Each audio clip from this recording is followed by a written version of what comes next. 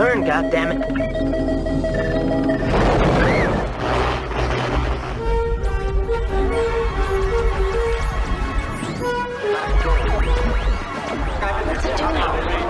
It's learning.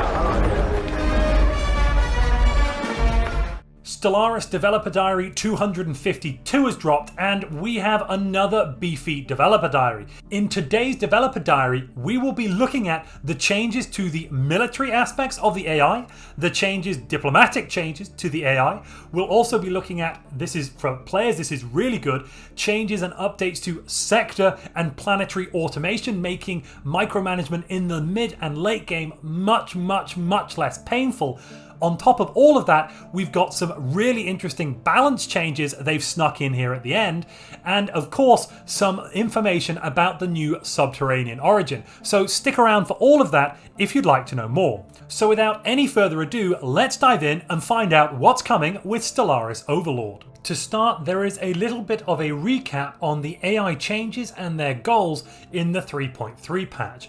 Basically, the main goal there was to improve the economy management of the AI, especially with a mid and late game perspective in mind.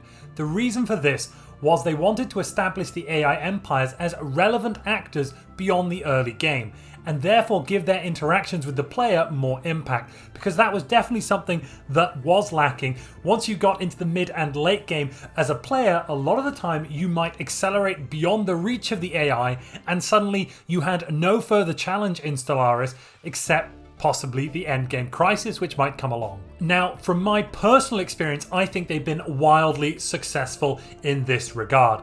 Playing on Grand Admiral, no scaling and setting advanced AIs, I have actually found it difficult to overtake the advanced AIs in regards to economy and technology once they get those big bonuses and extra good starts.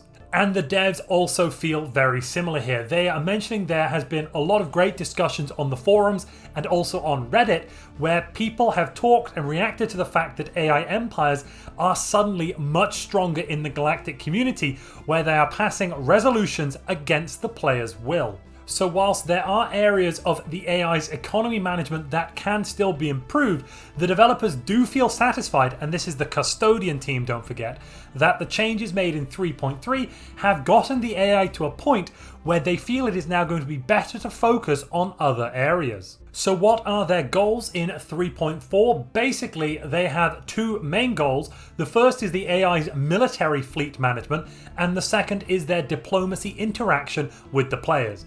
That second one, diplomacy interaction, is going to be very important given the nature of the Overlord DLC, one of vassals and relationships between empires. So improved diplomacy interaction is something we as a community are definitely looking forward to and definitely want more of.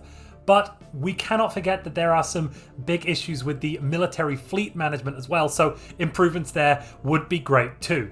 The changes coming to military fleet behavior in 3.4 are mostly bug fixes rather than improvements on their actual decision making. So, whilst there should be a very noticeable difference, the work made so far on the fleet behavior will not be as all-encompassing as the work that has been done on the economy.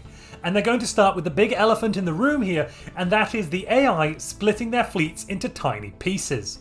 As you can see from this image, this is probably something you've seen before as well in the game, but we have a number of fleets. We've got two medium-sized fleets. I assume this is a very early game, but given the size of the navy we're looking at, two medium-sized fleets, and then 5 or 6 fleets with just 1 or 2 ships in them.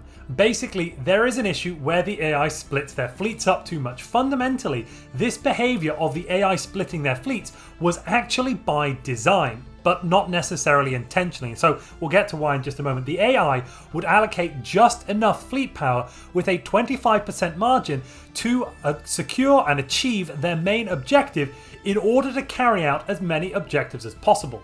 The issue then arises, so this is why it's indirect, because the issue arises from the number of low fleet power targets such as unupgraded star bases. This causes the AI to frequently split their fleets into approximately approximately 1,000 fleet power pieces and send those fleets out.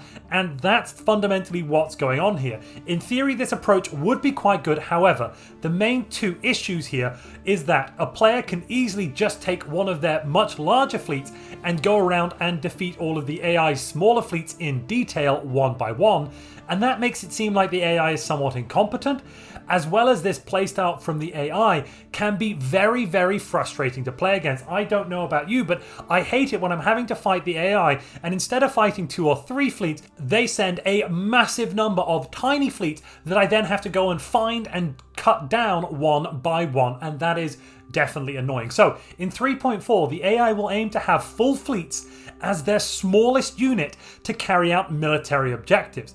The AI will actively try to merge all possible fleets during peacetime, and the AI will, during a war, try and merge 2 nearby fleets where possible. This basically means that the AI, I think, is going to be building fleets up to the fleet capacity of each of their fleets and then using those fleets to achieve their objectives. This should make it somewhat more difficult to defeat an AI that has a larger fleet than you, because you can no longer rely on the computer to simply send all of their ships in random places, almost, it seems to you, and therefore you can't defeat them in detail. And if you're enjoying this video, please teach the like button to play Stellaris. There's also the issue of cycling fleet orders. After having made the AI fill up their fleets, the next issue they wanted to tackle was the AI fleet cycling where the fleets would get stuck, alternating between 2 orders indefinitely. And that's what we can see here happening in the little GIF on screen. So one common cause of this nonsense was when the AI assigned several fleets to carry out the same objective together, the fleets would try and regroup with each other by moving to the system of the other fleets, causing them to switch places over and over and over. And that's just a little silly. So the devs are claiming they have fixed this annoying issue. In 3.3, they made the AI obey the take point behavior again, but it didn't quite work as well as they had wanted. For example, allied AI fleets would sometimes follow the player's fleets when they simply shouldn't. There were also issues where the AI would suddenly change their mind and stop following the player, and they would also not always follow the player with all of their fleets. They've not actually mentioned here how they're going to solve this problem. They've simply noted it, but I assume from that means it will be solved to some degree, but it's really unclear what their proposed solution is for some of this misbehavior. During an allied war, or a war with several involved AI empires on the same side, one of the AIs will now always be considered the leader of the war, and it may be different from the diplomatic war leader. The other AIs will put their fleets to follow the AI war leader. This suffered from a similar issue as previously mentioned, where the AI fleets which were supposed to follow would change their mind too often and never reach their intended target. So I assume they're fixing this as well. And then there is the massive issue of the AI's military behavior outside of a diplomatic war. Now, what do we mean by that? So, in the game, you could be in a state of war, you could go to war with another empire, and that would mean the AI would be in its war state and it would become activated. But when it fights a mid-game or late-game crisis, this state of war never used to get activated. Now, however, it is going to be activated. The state of war will continue until the crisis has been defeated. This means that the AI will now enable their normal war behavior against targets like the Great Khan, even though they do not have a diplomatic war if they or any of their allies get attacked. This has a number of side effects. For example, AI empires should now obey the player's take point if the player is fighting a crisis. Allied AI empires should now help each other fight crises when one of them is attacked. That's definitely positive. And AI empires will now seek out and destroy systems controlled by crisis empires, etc. They've also addressed an issue where an AI empire would fight against a neutral target such as a Leviathan during an ongoing war, and that was really quite silly. Why would an AI use some of its resources in a time of national crisis instead of fighting you, the player, when you're fighting them, but to go off and fight some 20 or 30k Titan Leviathan monster in a far off system and lose a vast number of ships? Luckily, that has now been fixed. We have also got AI war preparation. This is something brand new they're bringing in. So in 3.4, they are adding a state of war preparation for the AI, which they will enter when they would have immediately declared war in 3.3. Basically, at a time when they would normally say, that's it, I'm going to war with you, instead they will first go to this war preparation stage. During this phase, the AI will gather their available fleets and move them towards the border of their target. If you have enough military intel, you will be notified about this via an alert that all hell is about to break loose. And depending on how much intel you have, you will get a more accurate estimation of when the AI will strike. This is really quite cool because it now means we're going to have some interesting uses, not only for intel, but also it means the AI will not simply go to war with you and you will, as a player, will get a long time to build up while their fleets move into position. No, no, no.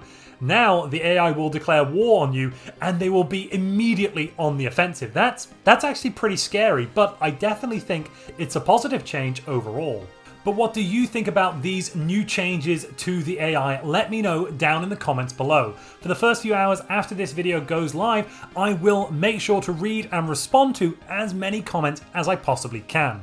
Now we've got the diplomacy changes that they're going to be bringing in. We've talked about the military, what's coming with Diplo. Well, Federation AI changes are coming. One of the biggest complaints regarding being in a federation with the AI has been the unrelenting bombardment of proposals about changing the same federation law over and over and over again, often resulting in AI empires stacking negative opinion modifiers on themselves, and eventually it will trigger the AI to leave the federation altogether. In 3.4, to combat this, they have introduced a 10-year AI vote cooldown for each law category. So let's randomly select a federation law to use as an example. You've probably seen this one before, but free migration. The AI will love to propose free migration. Now, however, when one AI, any of them in the Federation, proposes to change the law of free migration, it will add a 10-year AI-only cooldown, which is shared between all AI Federation members. This means that each time free migration gets voted down, it will take at least 10 years before the AI will propose it again. That does seem like a great quality of life improvement. Coincidentally, it is also fixed an exploit that the player could use against AI federations, where the player would repeatedly ask to initiate a vote to invite the player into the AI federation. This allowed the player to repeatedly stack negative opinion modifiers between the AI federation members, and eventually you could split the federation apart. Another common complaint regarding AI federations is how the AI would often not put any envoys into the federation. This was a symptom actually of a bigger problem, which was the overall AI envoy usage or envoy. AI empires would frequently reassign their envoys to the same task, knocking out the envoy who was already assigned to it and starting the reassign cooldown. As a result, the AI would often have all but one of their envoys on cooldown and not assigned to any task, basically meaning they weren't using them correctly. And that also means we're going to be seeing AIs, because they have fixed this, we're going to be seeing AIs doing more diplomatic actions, more espionage operations, and they're also going to have more diplomatic weight in the galactic community. This is, again, pretty darn scary. And that leads us on quite nicely to galactic community changes. While the AI voting for seemingly completely irrelevant resolutions in the galactic community gave a sense of uncomfortable realism, there were a few issues that did stand out. The AI would sometimes propose resolutions that were completely against their core beliefs. For example, slavers could propose to ban organic slave trading. Basically, it turns out there was a missing check that should have been done to check the willingness for an AI to propose a resolution, rather than simply making them propose whichever resolution they liked the most. Sometimes they would hate all resolutions, but one resolution they hated the least, so they would propose that one even though they really did hate it too. They fixed that, so the AI should no longer be doing it. In addition, the AI was specifically forbidden to withdraw their proposed resolution, so why could it be useful for the AI to withdraw their resolutions? For example, let's say the AI proposed to reduce the council size, but by the time the resolution is about to enter the floor, their diplomatic weight has been reduced to the point where they would propose themselves out of the council. Well, now that simply won't be happening. Similarly, when the AI was forbidden from opposing their own resolutions, the above situation situation could happen in a similar way, where, for example, a player would enact the emergency measure to move the AI's resolution to the floor before the AI could withdraw it. And in this situation, it would make sense for the AI to be able to oppose their own resolutions. Basically, this is going to change the way that the AI is interacting with you as a player in the Galactic community, but that's not all. On this screen, you're going to see the new tooltip for dealing with the Galactic community. As you can see here, we're now going to get, and there's a caveat here, you do have to have enough intel on the AI to have this, but we're going to see whether or not an AI will support, abstain, or oppose a resolution, and by what metrics they are going to support it, and why they would not support it. This is quite a big tooltip. They've made it bigger, but this seems to be very useful. This is all information that was kept behind the scenes until now, but it really will help players to understand why the AI is supporting certain things or not supporting certain things, and whether there is anything that the player can do to change that around. Wow, these dev diaries are definitely really big at the moment. If you have actually managed to stick around with me up till this point, because we are pretty far in, let me know down in the comments below. I am quite interested in knowing if people are actually sticking around to this point, in one sitting. Now we have something directly affecting the players, and that is planet and sector automation reworks. Now, this is going to be very, and I don't want to understate this, but very useful to everybody in the mid and late game. Once you've got more than about 10 to 20 worlds, some people's limits is lower, some people only want to manage 5 worlds, but I tend to find the limit is between 10 and 20. It becomes excruciating to do management of all of those planets. So improving the sector and planetary automation systems is vital for a fun player experience. And that's actually something they are doing right here. So let's find out what's coming. The design philosophy of these new changes to planetary and sector automation is thus. The new automation system will be such that most players will be able to use some parts of it. So the intention is not that all players will always use it and that it will be able to satisfy all players, rather that hopefully everyone will find something that they feel is worth using within it. In 3.4, the planet automation will have an additional setting UI, which you can currently see, where the player can toggle components on or off for each planet individually, as well as setting default values for newly colonized planets. Basically, if you click on any of these, you can see here we have amenities, designation, rare resources, pop assembly, etc. You can click on it for this planet. You can also shift click it. That will toggle that particular setting as a default for all new colonies, or if you control click it, that will toggle the setting on all planets that are currently automated. Basically, this setting, what it's going to be doing is it will cause the planet to build new jobs in accordance with the designation when there are no free jobs available if you click the designation setting.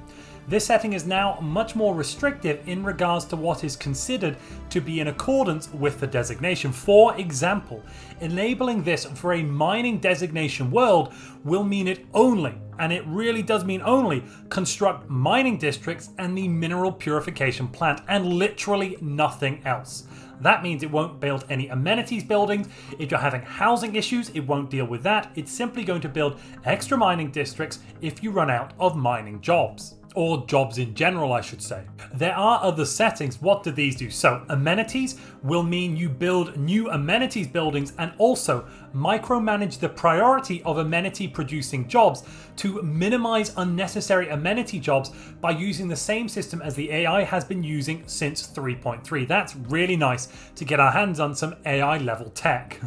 Rare resources will mean you build new rare resource buildings, producing buildings to target a +3 monthly income of all rare resources. Additionally, this will now take into consideration empire-wide buildings in the building queue and only build one building at a time. Pop assembly will build new spawning pools, clone vats or robot assembly, etc. Housing will construct additional housing, either districts or buildings when needed. Building slots means you will automatically build a new housing district for the +1 building slot whenever there are no free building slots. Now this is especially useful to enable on automated planets like a science designation, since they require very many building slots whilst not producing many extra building slots because they're just building science buildings. If you had just building slots and designation set up on a science designated world, it should then just build research labs and city districts. Crime will mean you build new crime prevention buildings when crime reaches dangerous levels. Clear blockers automatically clears blockers when it is preventing construction of new districts. Posthumous employment and Psycorps is a little interesting here, but basically it will allow you to build posthumous employment center on the planets with raw resource focus, and Psycorps builds the Psycore building on all planets where possible. Those last two I find a little interesting to including them in the toggle, but fair enough. That's fair enough, I suppose. It is very important for you as a player to note that the designation automation setting is extra careful not to overbuild buildings and districts, whereas the other settings will build buildings even when there is no need for additional jobs. All the automations except the amenity automation, because that uses AI behavior in the code, are fully scriptable for anyone interested in making their own automation mod. The files are found in game /common/colony_automation or colony_automation_exceptions if you're interested. And if you're enjoying this video and the other videos on this channel and you'd like to support this channel, you can do so by becoming a channel member and joining, by supporting this channel on Patreon and becoming a patron, or alternatively using the affiliate link in the description and purchasing something from the Humble Bundle store. At the moment there are some great bundles available. You can journey to the stars with Egosoft, creators of the wildly deep and impressively expansive space combat and trading sim series of games collectively known as the X Universe. All of these bundles start for as little as just $1, and a portion of all sales go to charity. But what do we do when we have lots and lots of planets together and we want to organize them all at once? Now enter sector automation. Sector automation is now a system built on top of the planet automation. Setting the sector focus will now change which designation planets select when they are using the automatic designation selection in order to make them respect the sector automation. That is very, very cool. So basically now, if you leave everything kind of on automatic and work from a sector level, it should percolate down into the planets below and change them. Though I assume you can of course manually set 1 or 2 planets in a sector to be something different, but I wonder how that's going to interact with the sector automation behavior. They have also added an entirely new focus. A Unity focus for your sectors. Basically, this is because Unity is more important in 3.3, apparently. So together with the new Unity automation for planets to go along with it, they have a sector automation for Unity. That seems very reasonable. Now we have a couple of balance changes that they brought about because of the automation settings. If you're a big fan of competitive multiplayer, you're in for a bit of a shock now because this is really going to shake up the meta. So the requirement to have an upgraded capital building in order to construct research labs and rare resource producing buildings has been removed. This is in order to make the planet's automations function properly for newly founded colonies with those designations. This is pretty wild. This means that unlike previously where only hive minds could build research labs straight out of the gate, straight off the get-go, now any empire which founds a colony can devote it immediately to research and start building research labs. This actually seems pretty reasonable from a thematic perspective. Let's say you wanted to go out and colonize Mars and you wanted to make it into a research institute. That would be possible now, whereas before it wouldn't be possible. And I think it does to some degree make sense on an empire-wide level. They've also added several missing designations to different planet types in order to allow for more automation. For example, ring worlds can now use the factory or forge world designation, and hive worlds can now use the fortress designation. The ring worlds being able to use factory and forge is interesting. I wonder if it still only shifts a single job or it's going to shift 5 jobs per district, because each factory or forge segment, I can't remember what the district is called in a ring world, but Each one of them adds 5 factory jobs or artisan jobs and 5 metallurgist jobs, which meant for biological empires, if you wanted to only produce alloys on a ring world, it's not that efficient as compared to, say, a regular planet. Now it should be better. Lastly, we have got the new origin Subterranean. That's coming with Stellaris Overlord. If you've ever wanted to play Space Khazad-dûm, if you ever wanted to delve too deep and too greedily, you can now do that. There is an achievement coming with 3.4. Are you the king of the mountain? It is the Underlord achievement, and it has to do with answering the question, is it possible to dig too deep? We also have a lot of information on the new origin Subterranean. If you'd like to know more about the Subterranean origin and how you'll now be able to roleplay as space dwarves very, very effectively, or space goblins, space whatever you want, space golem people, I don't mind. But if you'd like to know more about that, click on the video on screen now.